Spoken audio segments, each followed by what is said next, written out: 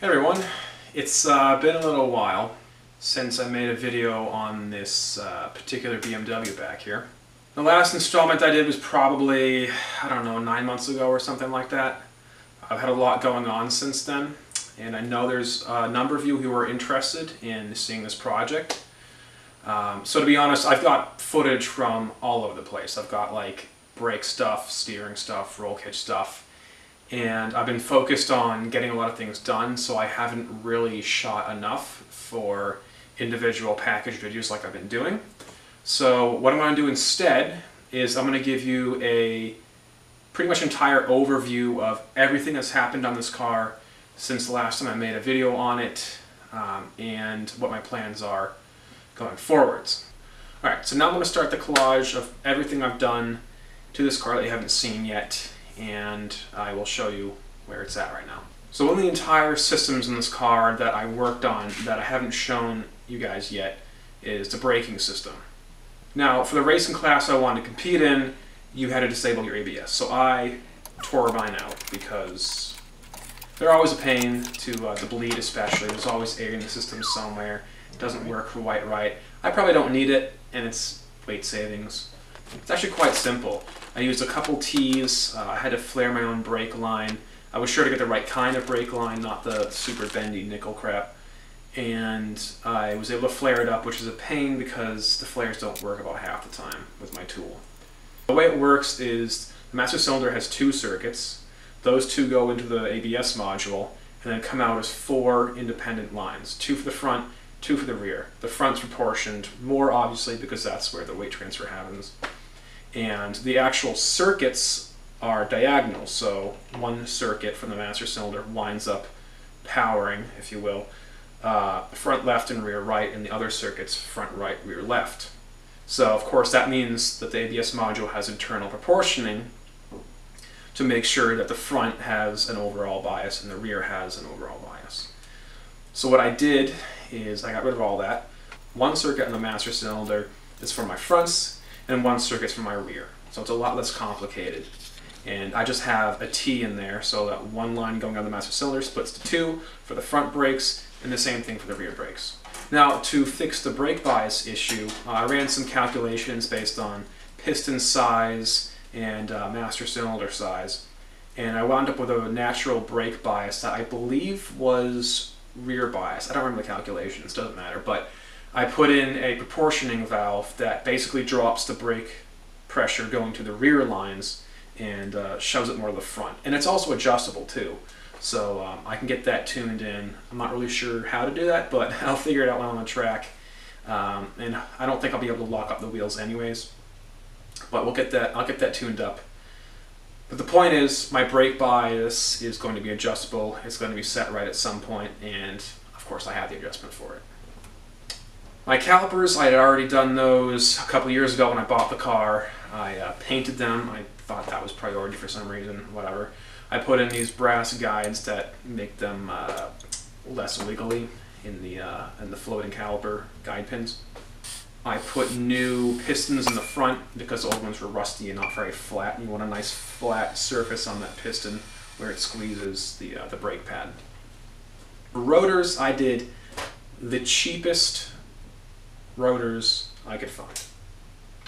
And they're not drilled, they're not slotted, they're not dimpled, none of that crap. You don't really need any of that stuff anyways. These brake rotors, they're all vented, they're solid cast iron.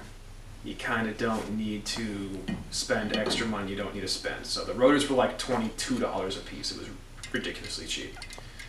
The pads are Hawk Blue. I remember. They are blue. I think they're called blue as well. So that's what I got on there. They are a track-only pad. They're not the most aggressive pad possible, but they have a pretty linear friction curve, so it shouldn't be too crazy when I'm going out on track with cold brakes. It should behave pretty well when the brakes are cold. So that finishes up the braking system. It does work. The car does stop. I have stopped from a speed of about 5 miles an hour, and that's good. I have no handbrake though.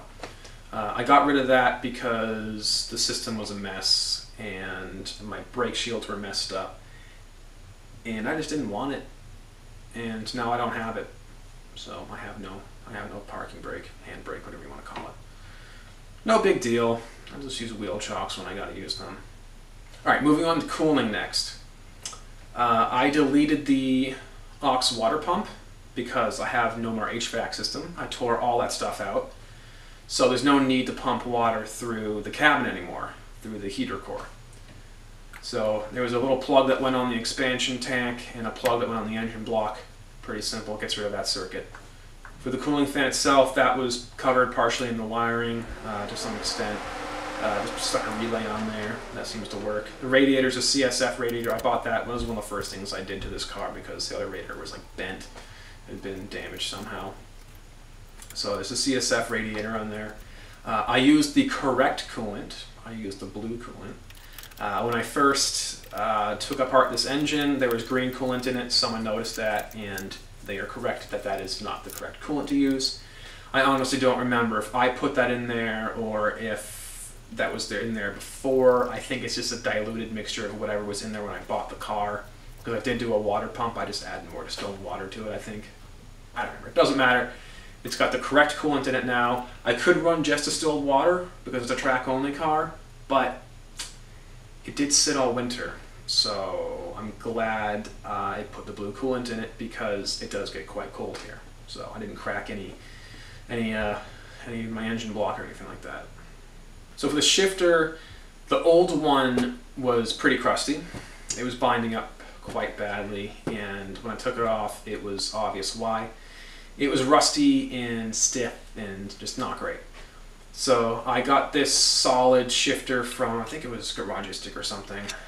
It's aluminum, it's got like a spherical ball thing, and it's very direct and very rigid. For the actual arm, I reused the same shifting arm.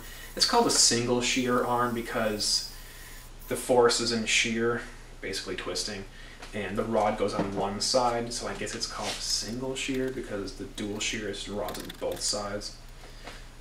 Whatever.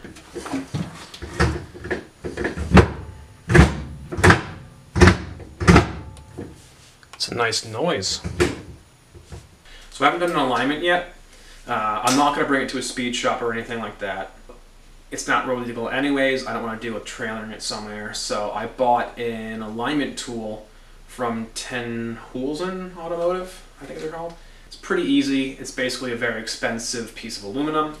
A little frame for the front, frame for the back, elastic bands that run alongside your wheels. You take some measurements, get it all set up, figure out how far the front and the rear of each rim is from the string, and you can figure out if any of your wheels aren't pointing straight. So now we're on to the steering system. When the engine was out, I took off the original steering rack. It was pretty filthy, so I gave that a good clean. I was able to get off the original U-joint. This has a rubber damper inside of it, and I had to drill it to get it out.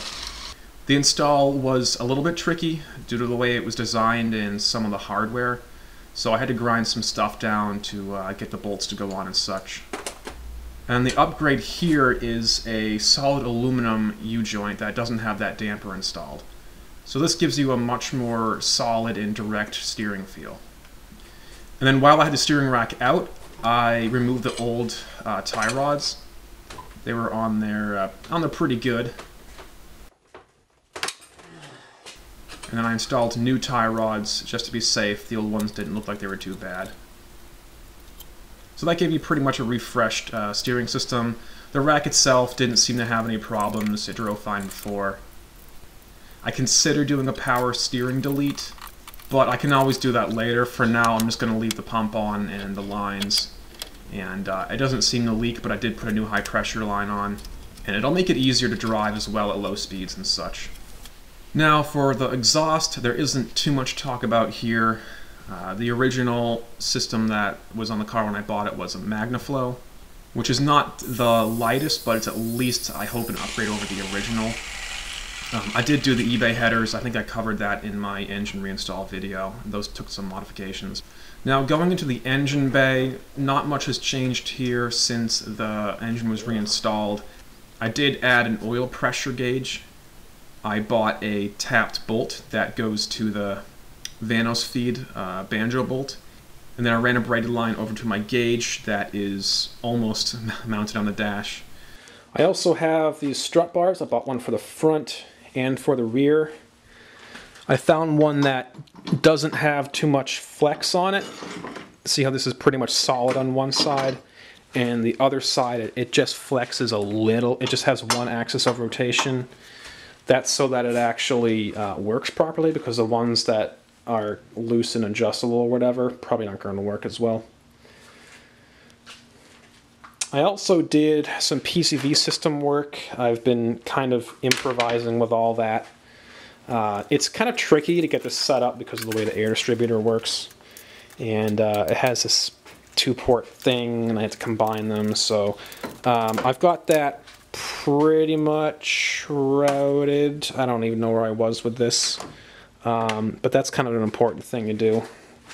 Alright, so the one big thing I've been working on in the last about 6 months or so is the roll cage. So when I got this car, I made the assumption that I needed a roll cage in order to do any sort of competition. So I was going to do some track days last year. It didn't work out. So I was like, alright, I'll get the roll cage done. I have a whole winter to do it. How could it possibly take more than that amount of time? Well, here we are. Roll cage is getting there. Still a few members to put in. And I don't really recommend building your own roll cage. There's people out there who for some reason are willing to do this and get paid for it because it is awful. Notching tubes, getting them to fit, welding them, especially in this small space with the tube bender and everything. But it was a good learning experience, and I have been paying attention to the details to try and get it right. And that's why it's taken me a while. The rear of the cage took me like a week of like on and off work, because it was easy. I didn't have to bend anything aside from the main hoop.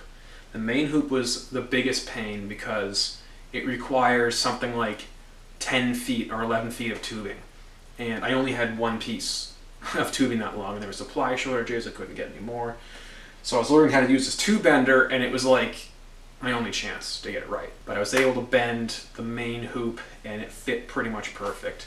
So that was the hardest piece to do, and but I got it right the first time. The rest of the rear of the cage was super quick. It was all straight pieces, notched, the straight pieces back, and the X-brace in the back, and the 2 side pieces. Got it done really fast. Got the mounting plates in to distribute the force from the bars in. Those weren't too hard. I built my boxes. Those welded nicely because I actually had them on the vise and my welder. My cable wasn't contorted, it wasn't twisted, so it actually was feeding okay. I got some decent welds in there. And then I started the front. And the A-pillar bars are a nightmare because you have to bend them not only in one axis, but also in another axis as well. So that was hard. It took me 3 tries to get the driver's side done, and it's not perfect, it's close enough. I made some pretty big mistakes. I did the roof bar. I wound up rebending that and redoing it because it was straight across and it was blocking my rearview mirror, so I made another piece that's bent a little bit. I put a piece across the sunroof that I reused from one of my A-pillar bars, I think. Had to notch that like 10 times to get it to fit. The dash bar was tricky because I had to integrate with the existing steering column. There is a dash bar present to begin with. I didn't like the idea of adding a bar on top of the existing one, so I got rid of the existing steering column bar, dash bar thing, and I put in 1 bar across the side. Side impact bars, pretty simple X-braces. I used 2 pieces, 2 bends, much easier than NASCAR bars. I haven't done the X-brace for the driver's side yet because I'm still working in the cabin and I want it to be easier to get in and out. I got a full welded in on the bottom for the boxes. For the fronts, I actually, instead of putting a box on the floor, I made a little triangular structure that the bar goes to that attaches to the vertical surface, which is much stronger anyways than the kind of rusty floor on the front of the car. So that actually was a pretty good idea. So that about finishes up the roll cage. I'm sure there's some other things I haven't mentioned, such as the seat and the harness. That's still a work in progress. There's also quite a bit left to do. I have suspension sitting in boxes, for example, and I need to take care of some cosmetic stuff like getting the hood to actually latch. But I will leave all of that for another time. As always, thanks for watching. feel free to like and subscribe, and I hope to see you in a future video.